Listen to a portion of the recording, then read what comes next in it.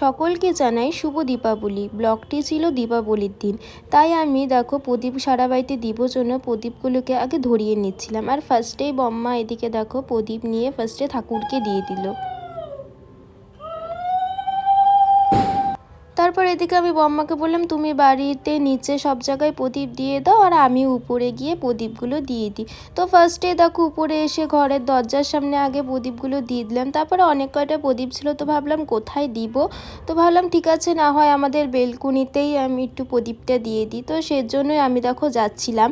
আর এদিকে দেখো আমাদের বেলকুনিতে কিন্তু লাইটিং করেছিল, তো ওখানেই প্রদীপগুলো আমি দিয়ে দিলাম। দিয়ে দেখো নিচে আসলাম যে একটু বোম ফাটাবো জন্য সবার সাথে। আর এদিকে দেখি আমার একটা বুনু, ওকে আমরা সবাই ভালোবেসে ঘন্টি বলে দেখি, তো কাকু দেখি ওকে তারাবাতি ধরিয়ে দিচ্ছিল। আর ওকে দেখে না ছোটোবেলার কথা মনে পড়ে গেল যে ছোটোবেলা মা বাবারাও আমাদেরকে এভাবে তারাবাতি ধরিয়ে শিখিয়ে দিয়েছিল। তো তারপর কতগুলো মোম বেঁচে গিয়েছিল, তো ওগুলাই দেখো এখন আমি দোকানের সামনে ধরিয়ে দিচ্ছিলাম।